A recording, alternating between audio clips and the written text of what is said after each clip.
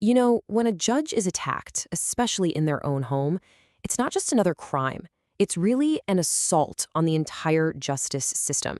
And in a pretty shocking case out of Indiana, we've just seen a major break. It's giving us a much clearer picture of what happened and, more importantly, what it means for the rule of law. So let's get right to the headline news. After a really intensive, widespread investigation into the shooting of Indiana Judge Stephen Meyer and his wife, law enforcement has made not one, not two, but 5 arrests. This is a huge, huge development in a case that a lot of people have been watching very, very closely. And we're not talking about minor charges here, no way.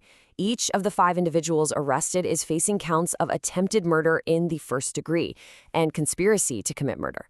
Now, what that tells you right away is that investigators believe this was absolutely not some random act. They're saying this was a coordinated, premeditated attack. Okay, so to really get the full weight of these arrests, let's back up a little bit. Let's go back to the crime itself. This all kicked off on a Sunday at the one place anyone should feel safe, their own home. The targets were Indiana Judge Stephen Meyer and his wife. They were attacked right there, inside their home in Lafayette. Both of them were shot during the assault, which is just horrifying. The good news, thankfully, is that reports have confirmed that they are in stable condition.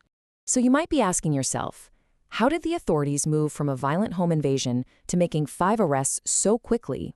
Well, the answer really lies in this massive coordinated law enforcement effort that actually stretched across multiple states.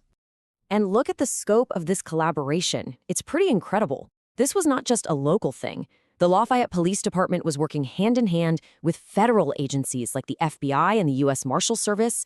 They even coordinated with the police department all the way out in Allentown, Pennsylvania. That level of multi-agency cooperation just shows you how seriously an attack on a member of the judiciary is taken. But beyond the crime and the investigation, the response we've seen from the judiciary itself has been really powerful. It kind of elevates this story from just a criminal case to a real statement about the importance and, the resilience of the rule of law. Just listen to this. These are the words of Judge Meyer himself. Even after facing what he calls horrific violence, he comes out and says that his faith in the judicial system is unshaken. He's actually reaffirming his belief in peacefully resolving disputes. That is an incredibly powerful message.